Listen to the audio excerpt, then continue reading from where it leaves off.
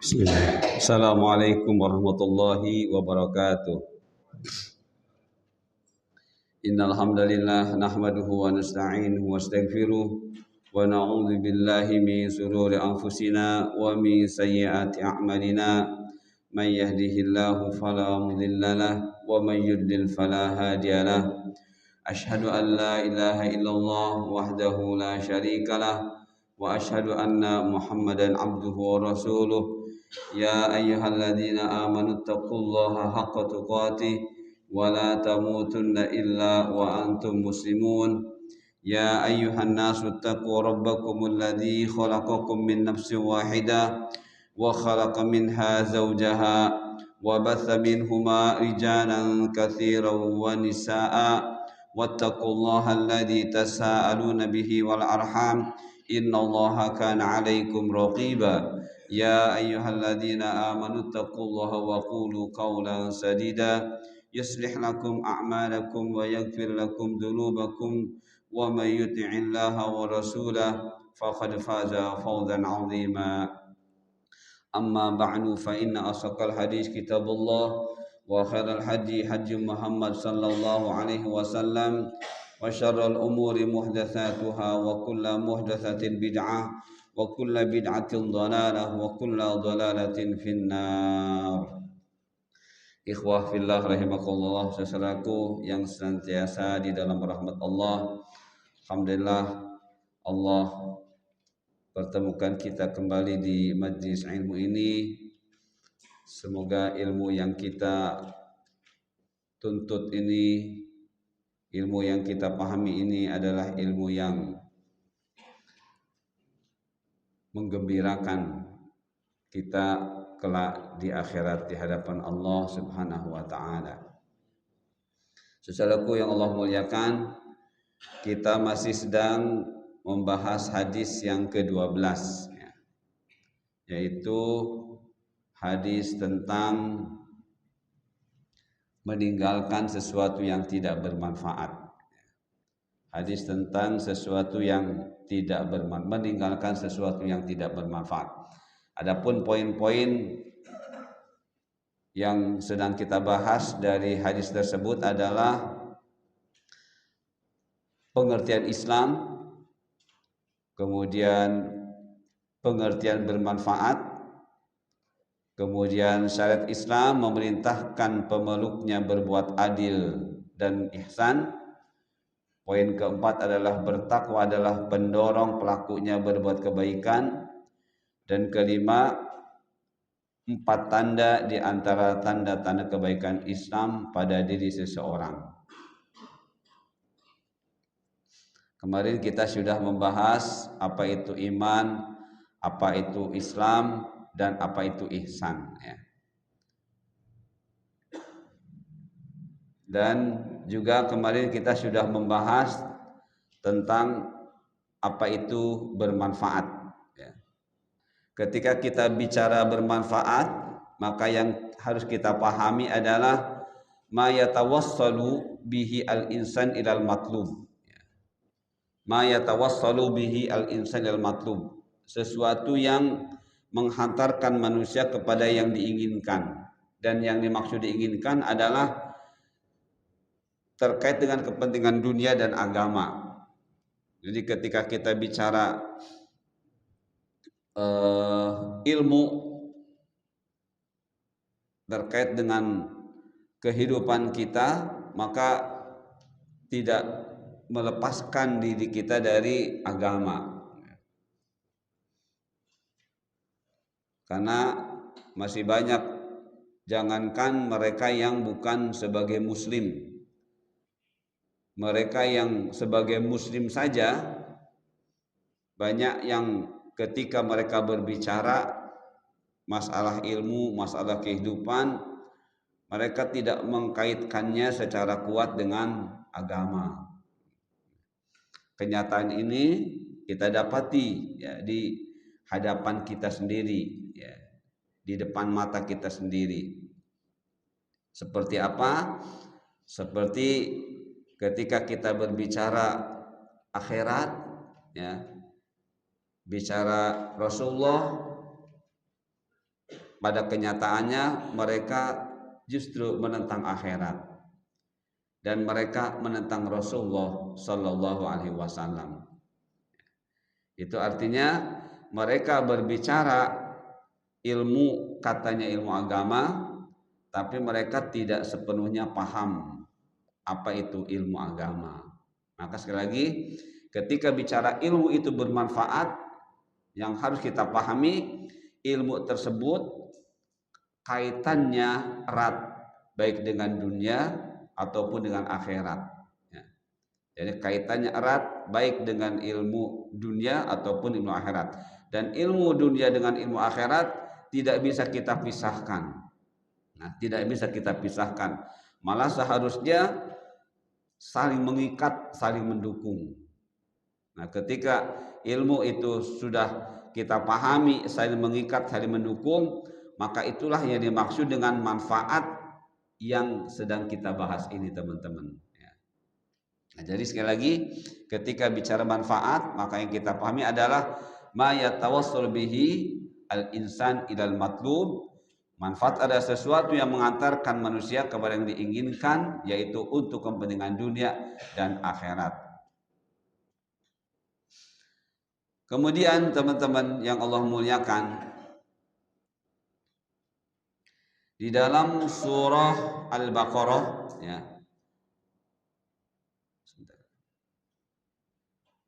Di dalam surah Al-Baqarah Allah berfirman, "Huwallazi khalaqalakum ma fil ardi jami'a." Dialah Allah yang telah menciptakan segala yang di bumi untukmu. Nah, berarti artinya apa yang Allah ciptakan untuk kita ini semuanya harus bermanfaat. Ya, harus bermanfaat. Namun di dalam ayat ini teman-teman, di antaranya di dalam tafsir As-Sa'di,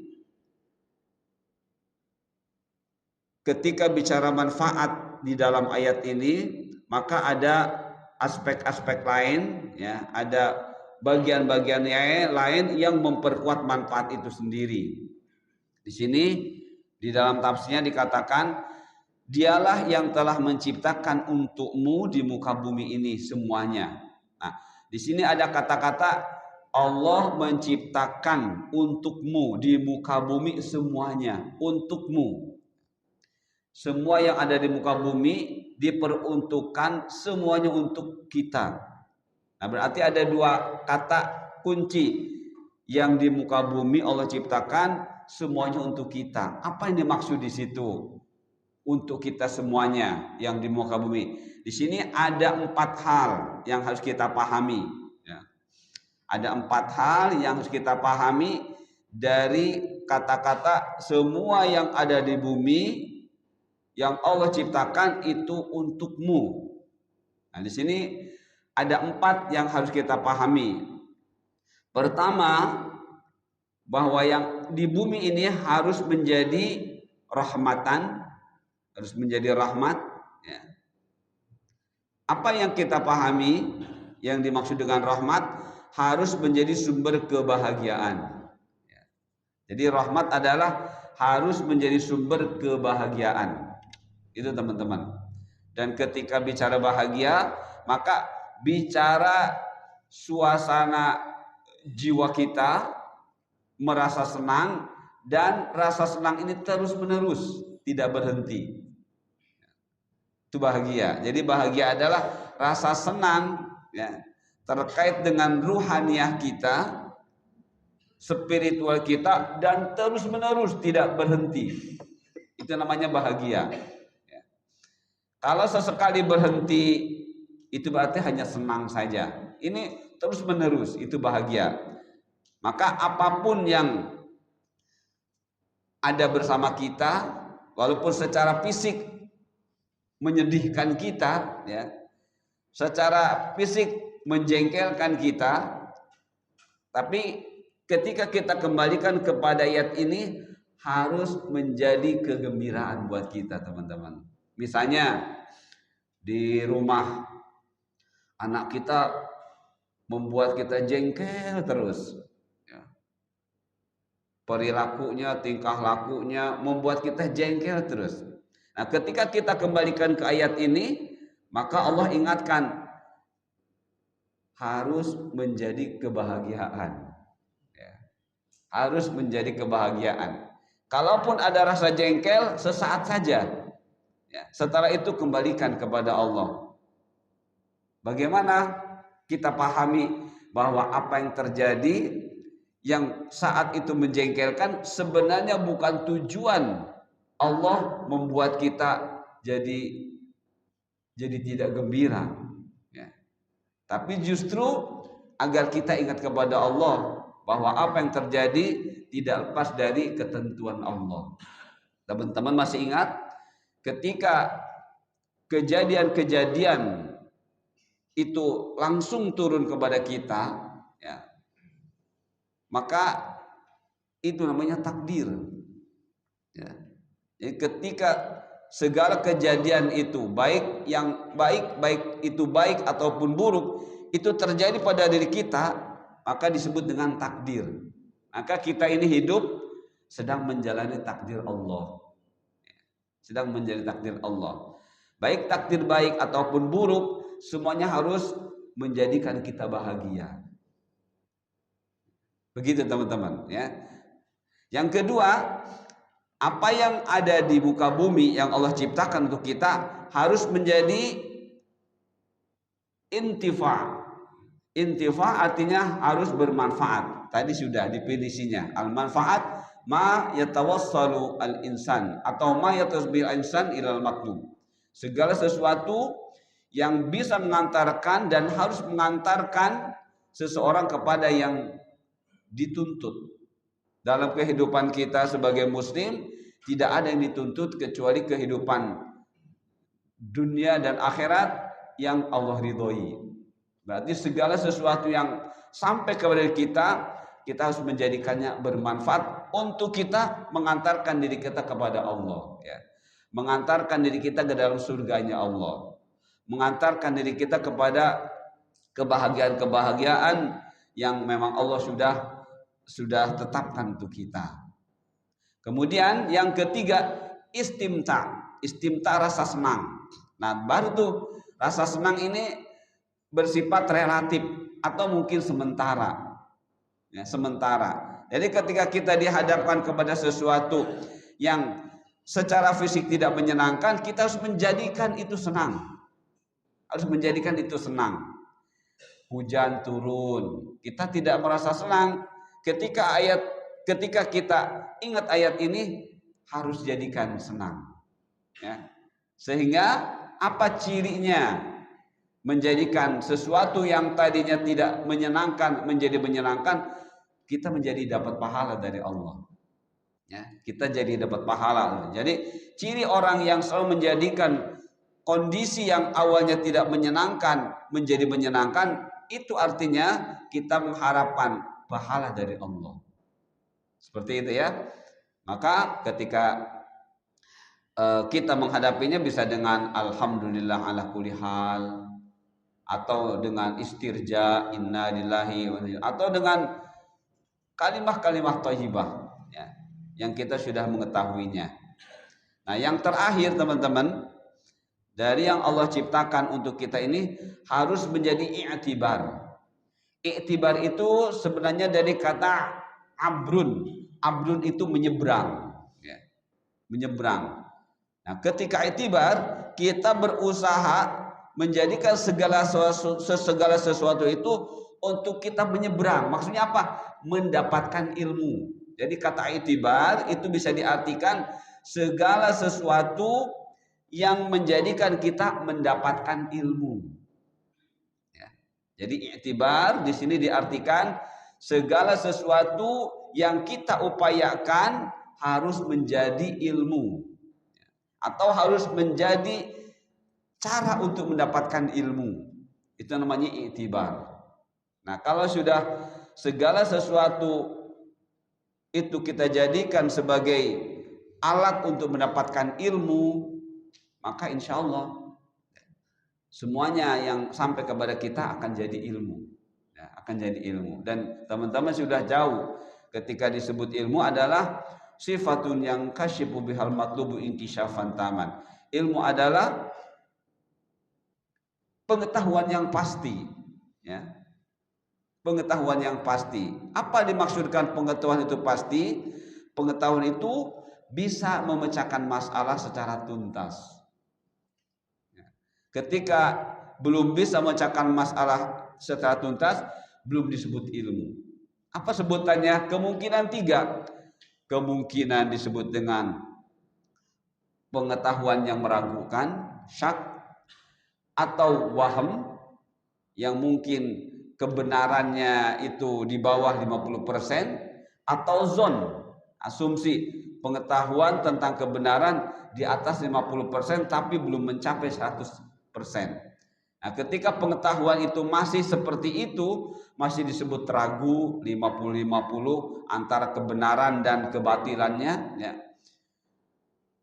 Kemudian kebenaran di atas 50% tapi belum 100%, atau kebenarannya tidak ada, dipaksa-paksakan, maka itu belum disebut ilmu, teman-teman, ya.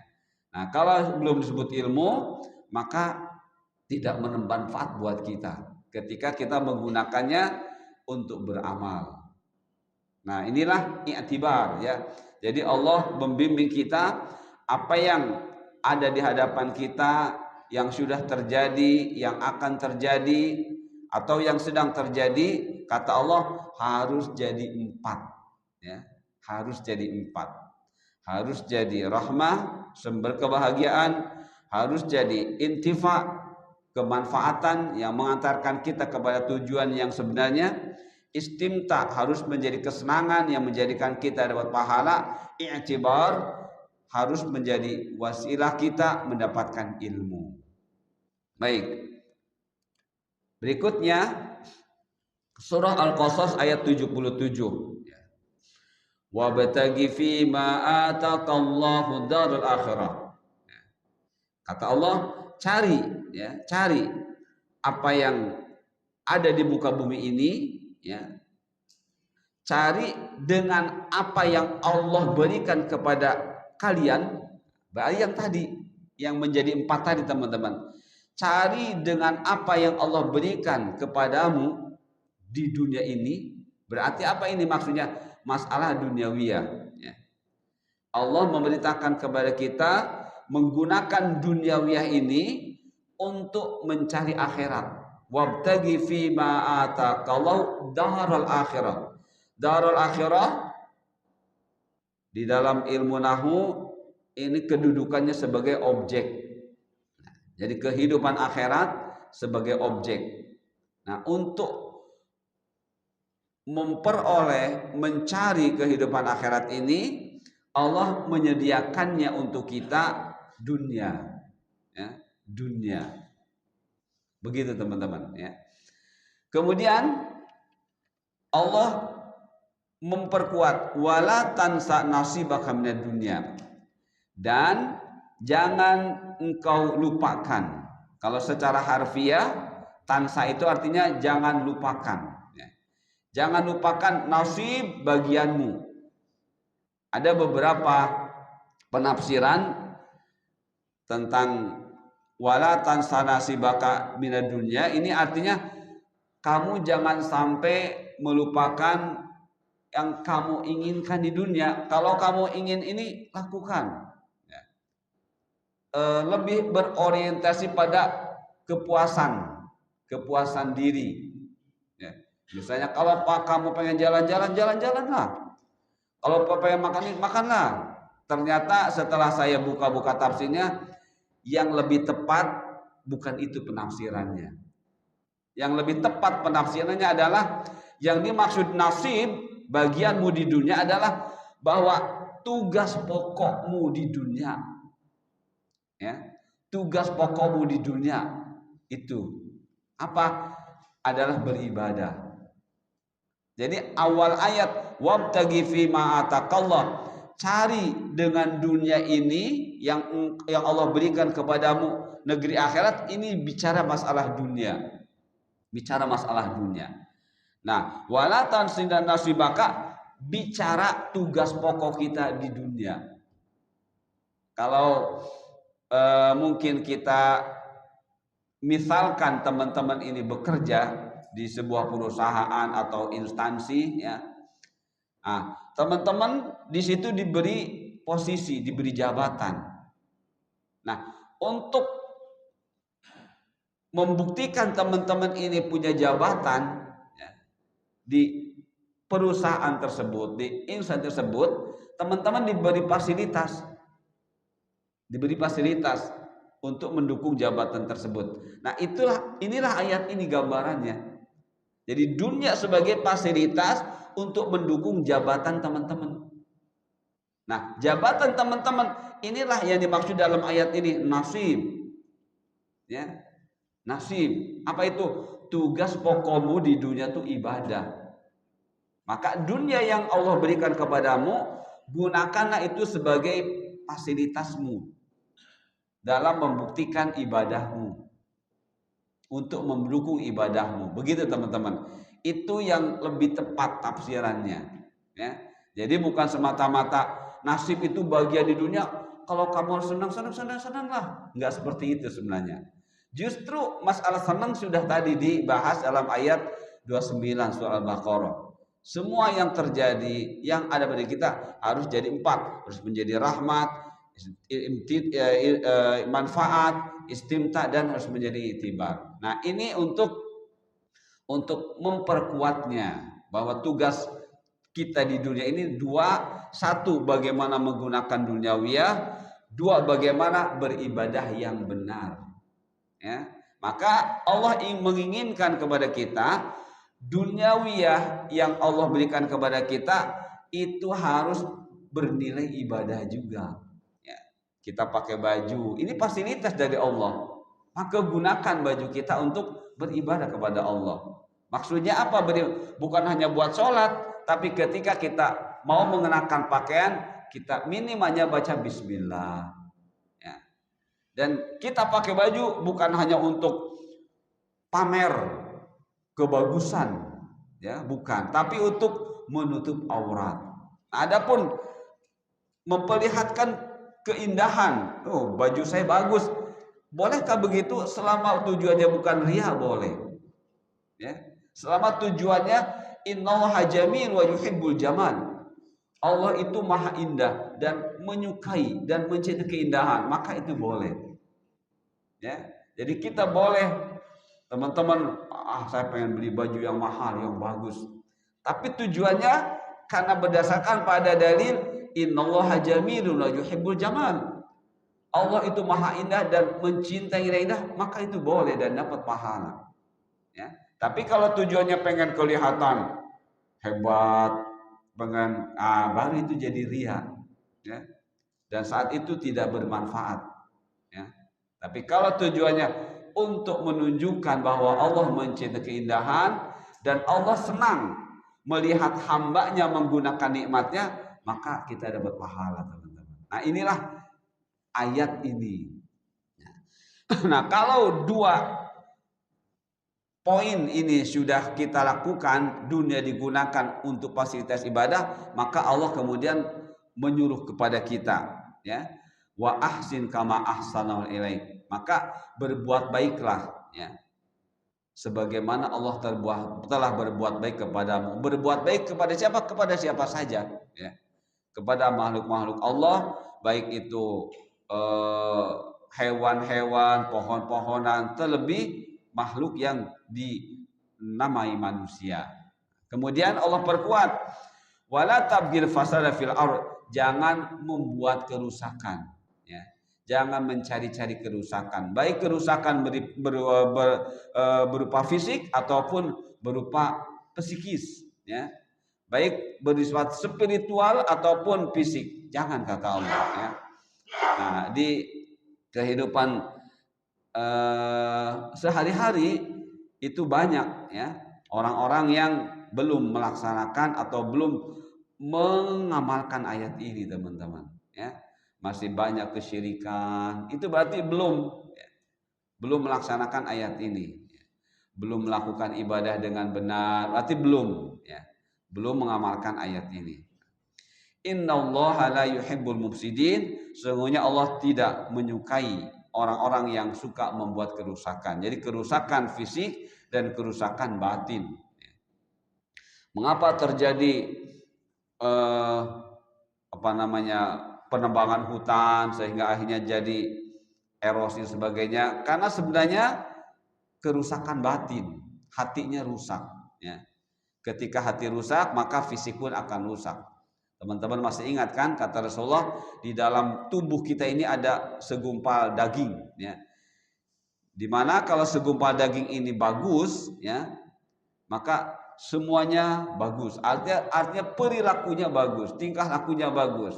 Artinya amal-amal yang dia kerjakan akan menjadi amal soleh. Tapi ketika segumpal daging itu rusak, maka semuanya akan rusak. Nah, inilah dimaksudkan dalam ayat ini, teman-teman.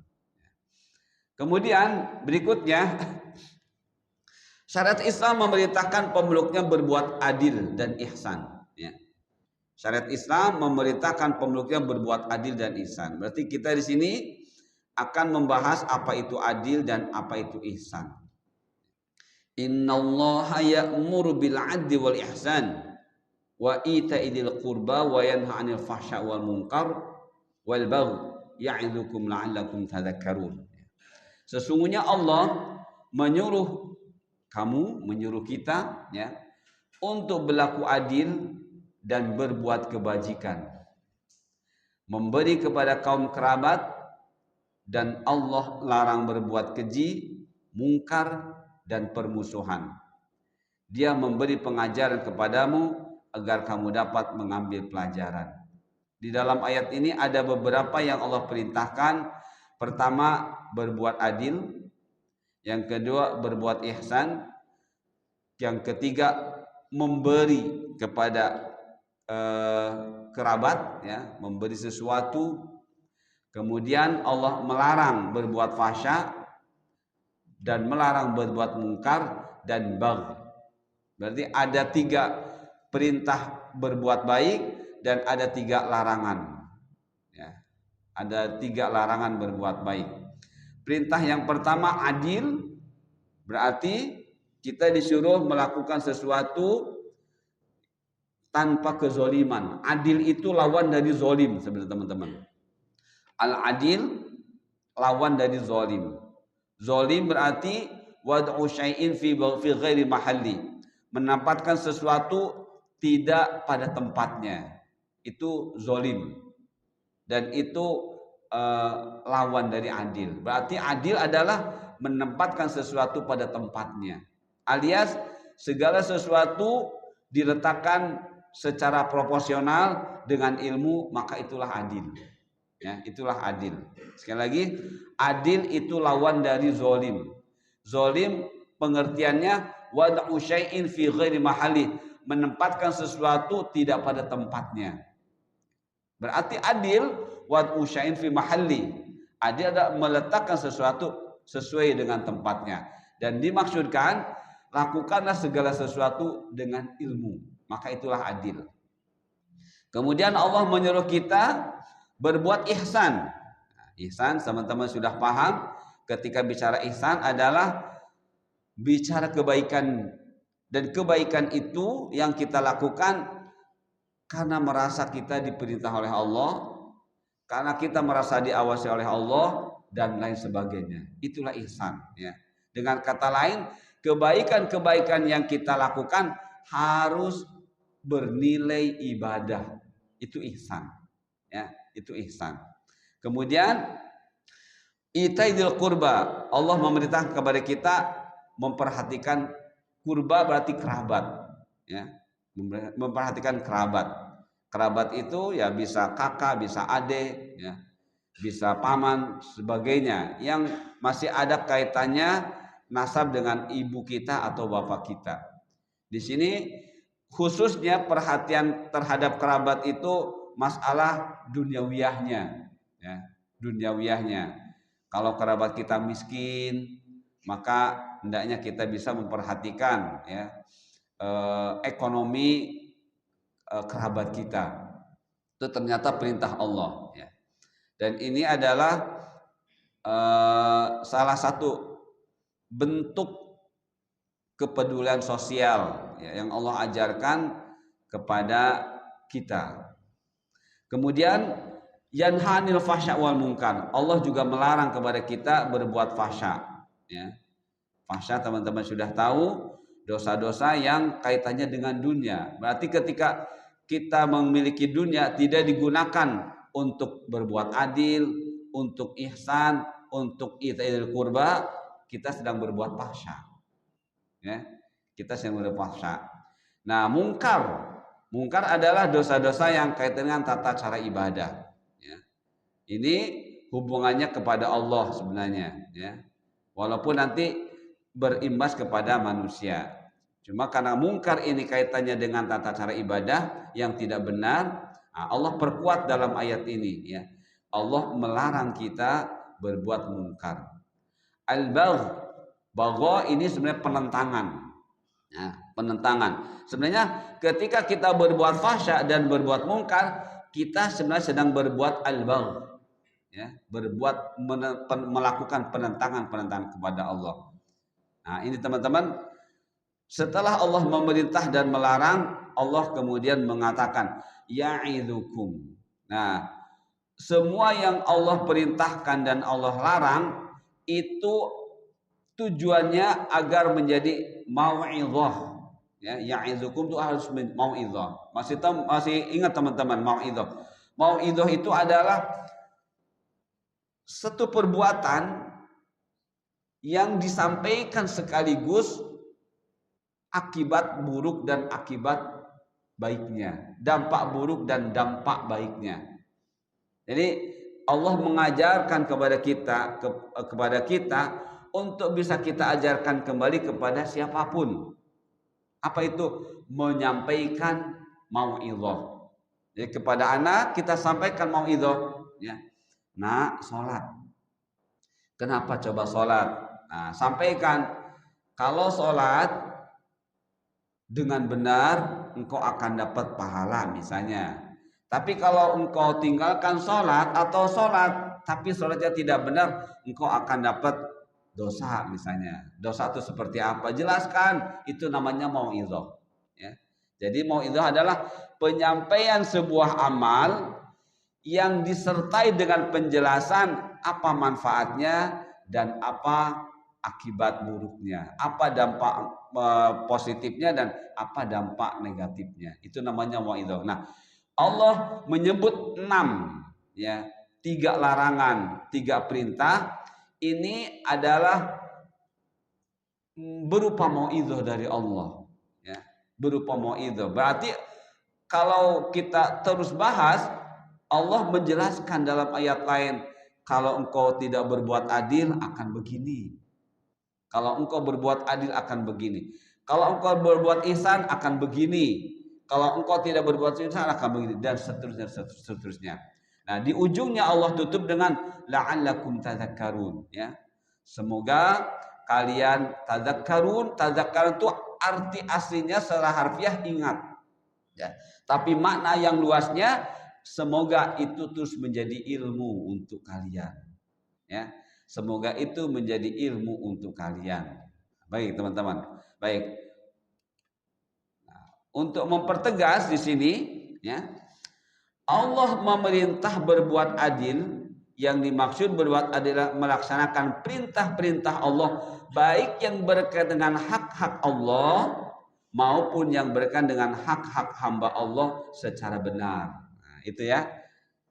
Jadi walaupun tadi saya sudah sampaikan adil itu adalah lawan dari zalim, pengertian, namun berdasarkan tafsir disimpulkan yang dimaksud adil adalah melaksanakan perintah-perintah Allah, baik yang berkaitan dengan hak-hak Allah maupun yang berkaitan dengan hak-hak hamba Allah secara benar, ya.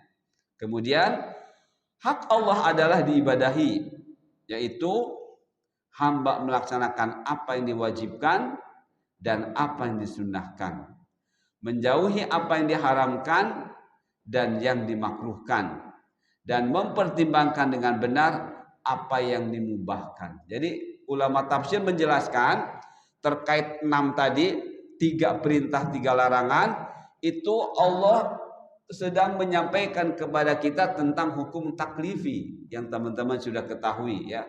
Hukum taklifi ada 5, ada wajib, ada sunnah, ada haram, ada makruh, dan ada mubah. Nah, jadi dari 6, 3 perintah, 3 larangan, ini sebenarnya Allah sedang menyampaikan kepada kita terkait dengan hukum taklifi.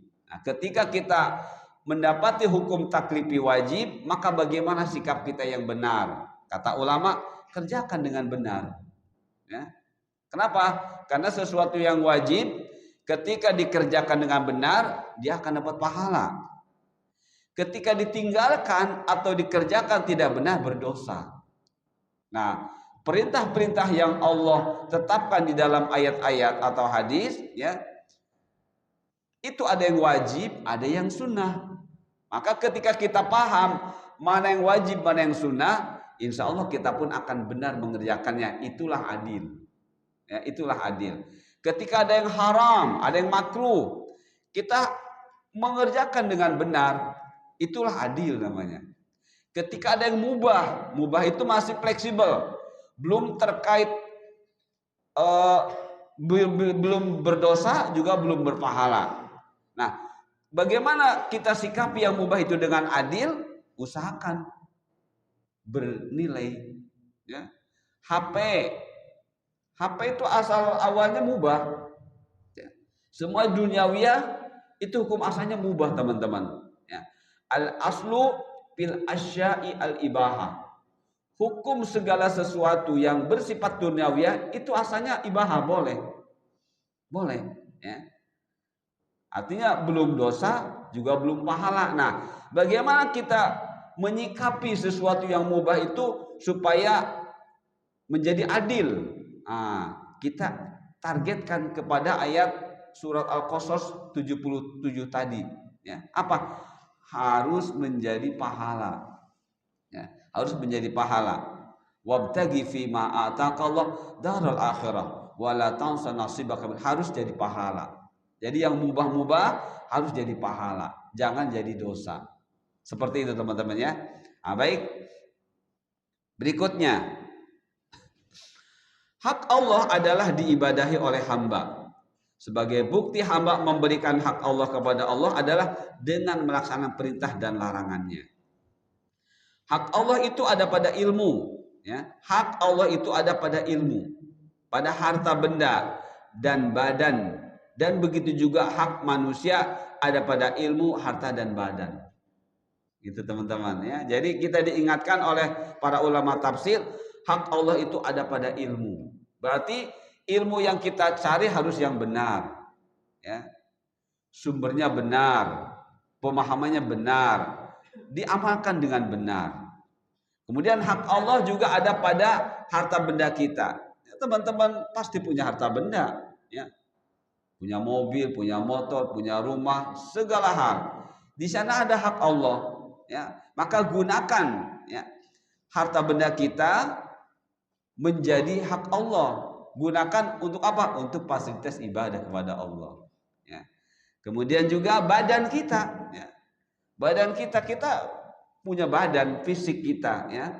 Maka ketika kita bicara hak Allah, gunakan badan kita dengan benar. Ya. Kalau ngantuk ya tidur. Ya. Kalau sakit ya diobati. Kalau lapar ya makan. Nah, itulah berarti menjaga hak Allah, ya, terkait dengan badan kita. Ada terkadang orang yang memaksakan puasa padahal dia sakit, berarti dia sedang zolim, ya, dia sedang berbuat zolim. Jadi gunakan badan kita sesuai dengan hak yang Allah tetapkan pada diri kita. Kemudian teman-teman, bukti hamba memberikan hak Allah kepada Allah melalui ilmu adalah mencari ilmu dengan benar sehingga bisa menggunakan harta benda dan badan dengan benar. Ya. Kemudian bukti hamba memberikan hak Allah kepada Allah melalui harta benda adalah menggunakan harta benda dengan benar, yaitu dengan ilmu.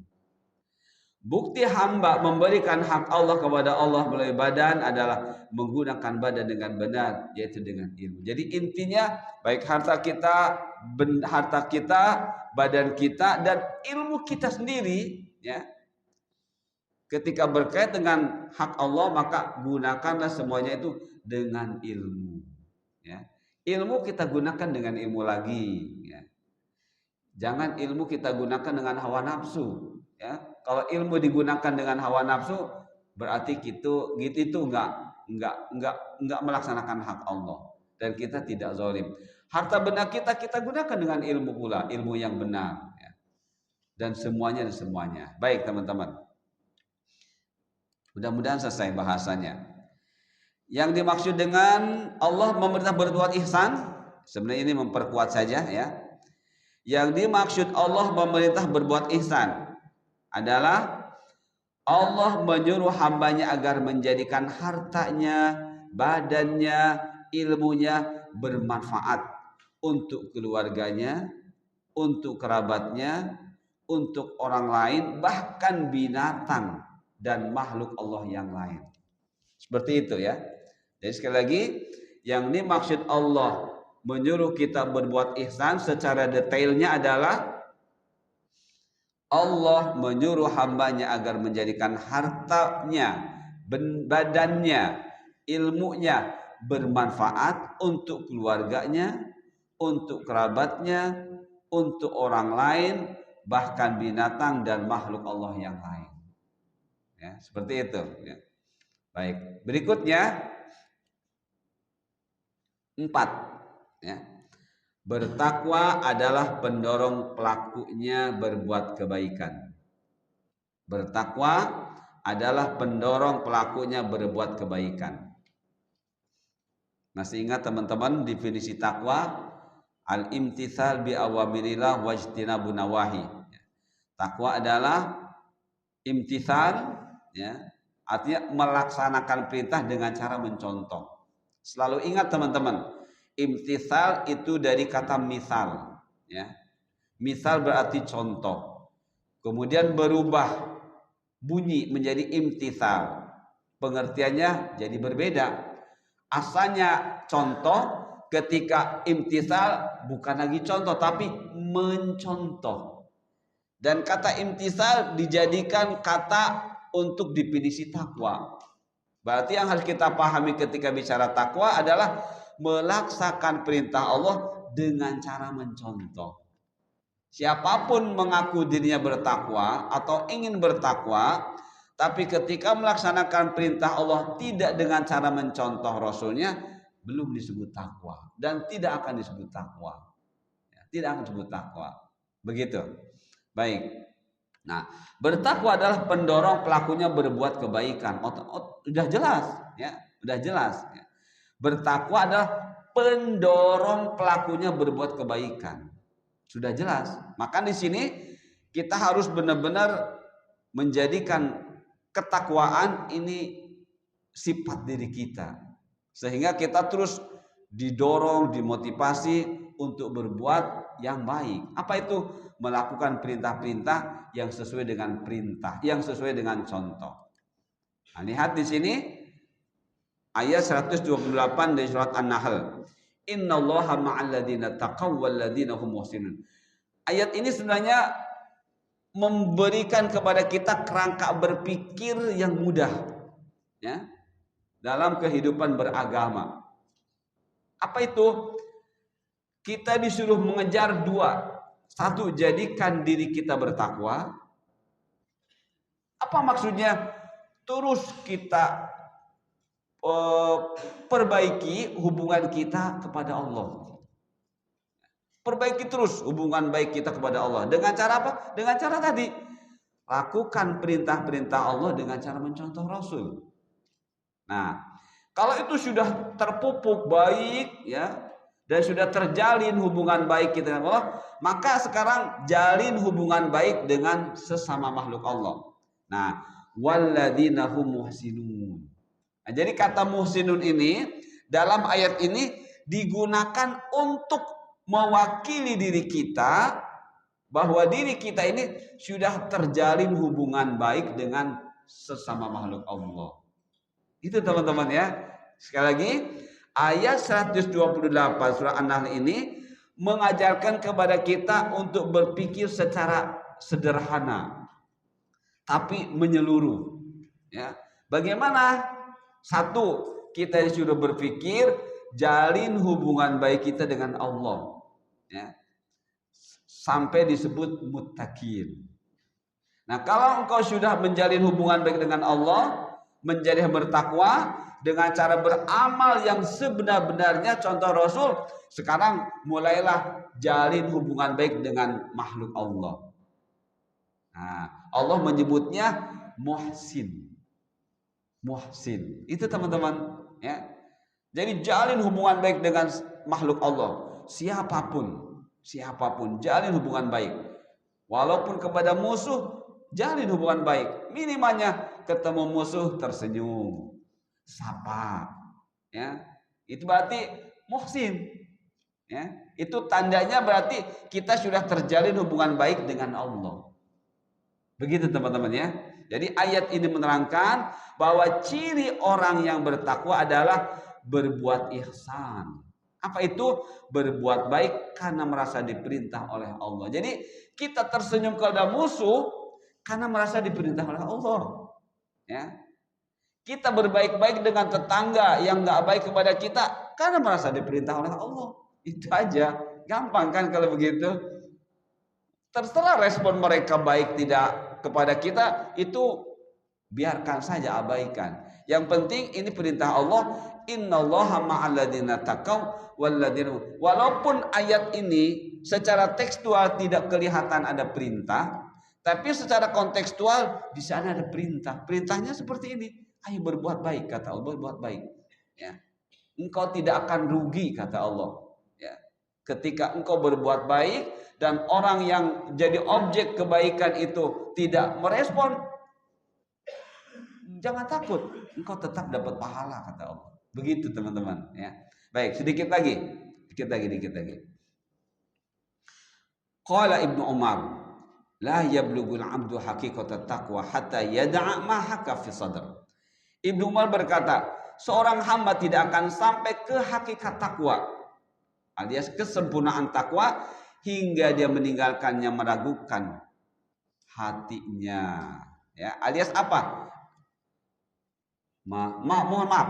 Mahaka fi sadri ini bukan arti meragukan ya, yang membuat gelisah, mohon maaf, salah menterjem. Yang membuat tidak nyaman hati. Kalau bicara ilmu berarti meragukan, kalau bicara amal hatinya gelisah. Ya, hatinya gelisah. Nah, segala sesuatu yang membuat hati kita gelisah, nggak nyaman, ya, berarti itu namanya dosa. Ya, dosa. Nah, segala sesuatu yang membuat kita nggak nyaman, ya, maka itu namanya dosa. Nah, seorang hamba tidak akan sampai kepada derajat takwa kalau dia masih membiarkan dirinya berdosa, gitu maksudnya teman-teman ya. Jadi dosa ada besar, ada kecil. Ya. Nah, ketika kita ketika kita berpapasan dengan tetangga itu benci kepada kita, ya. Terus kita malah apa ya? Malah ada keinginan untuk tidak nyapa misalnya. Dan ketika kita memutuskan untuk tidak nyapa, kita tidak merasa nyaman. Nah, itulah berarti dosa. Ya, itulah berarti dosa.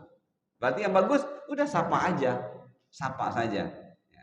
Jadi ketika kita merasakan tidak nyaman karena tujuannya tidak nyapa, maka itulah dosa. Nah, saat itu menurut Ibnu Umar kita sulit untuk mencapai derajat takwa.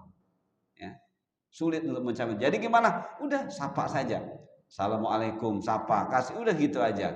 Maka itu akan menyampaikan kita kepada derajat takwa insyaallah ya. Dikit lagi sebagai terakhir, alhamdulillah ya, 2 pertemuan selesai. 4 tanda di antara tanda-tanda kebaikan ihsan pada diri seseorang.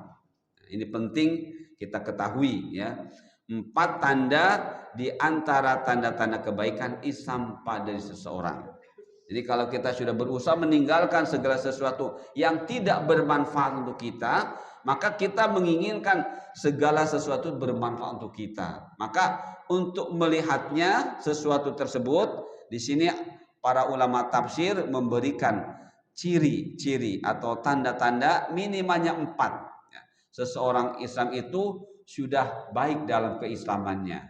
Nah, ini teman-teman. Satu, jadikan Islam sebagai sumber kebaikan. Ya. Jadikanlah Islam sebagai sumber kebaikan. Seperti itu. Selalu ingat, Islam itu asal katanya salima. Salima itu selamat.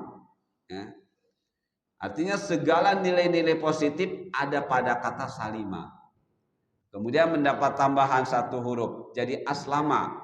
Berarti di situ kita disuruh kalau ingin selamat, nah, aslim, selamatkan dirimu. Nah, pengertiannya apa?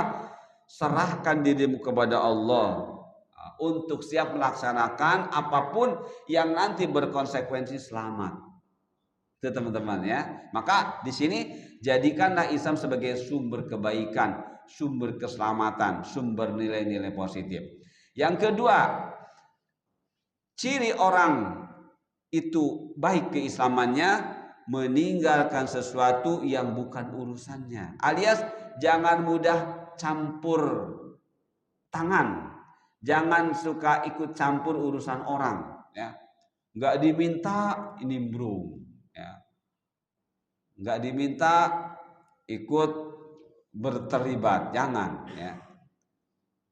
Kecuali mintai pendapat bagi kita. Kalau nggak diminta, walaupun kita bisa, biar aja dulu, ya seperti itu. Kecuali kalau itu jelas-jelas harus kita bantu, harus kita tolong, ya. Kalau itu belum melibatkan, sepertinya belum membutuhkan keterlibatan kita, maka yang tepat adalah kita bertahan dulu. Ya. Jadi tinggalkan sesuatu yang bukan urusan kita. Ya, kenapa? Karena khawatir justru malah jadi tadinya mau baik jadi buruk.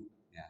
Apalagi jelas apalagi hal itu jelas-jelas kita melihatnya tidak bermanfaat.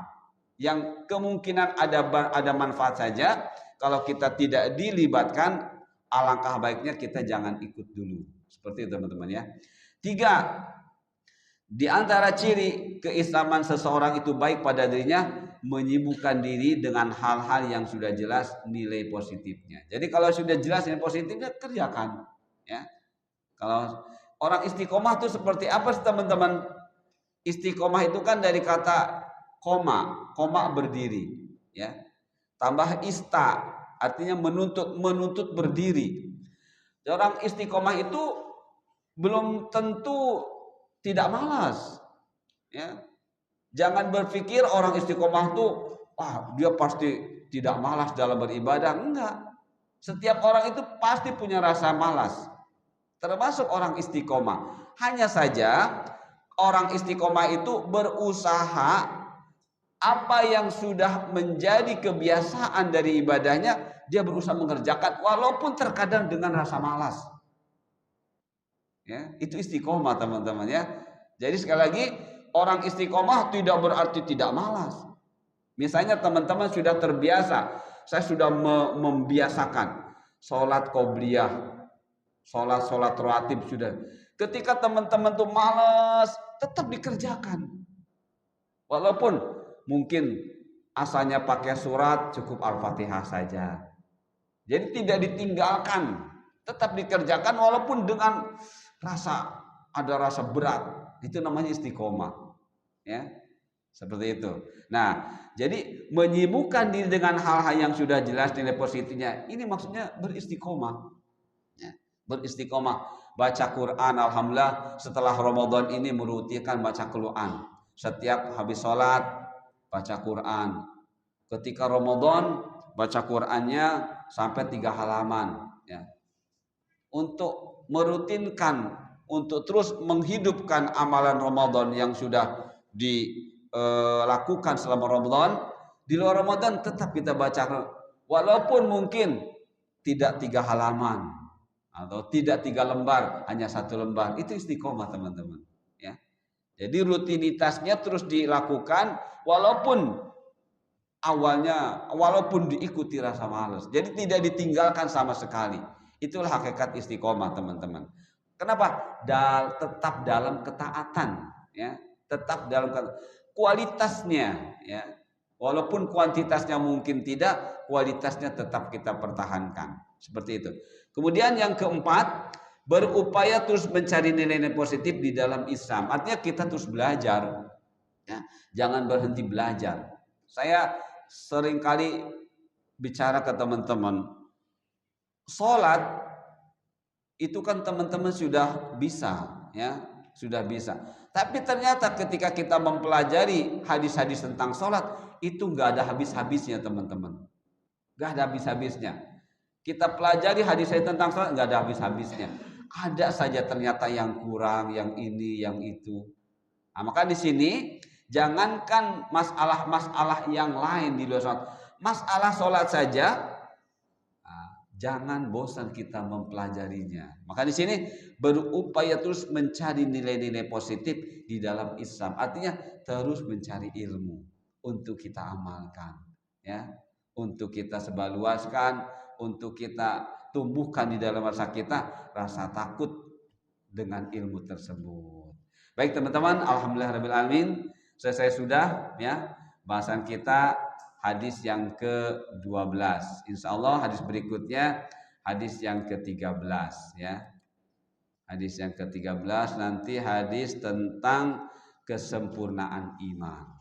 Mudah-mudahan bermanfaat dan mudah-mudahan Allah terus membimbing kita agar menjadi orang-orang yang tumbuh keislamannya atau tumbuh kebaikan sebagai muslimnya. Itu saja, dan kita tutup dengan doa subhanallah wa bihamdika asyhadu an la ilaha illa anta astaghfiruka wa atubu ilaik. Wassalamualaikum warahmatullahi wabarakatuh.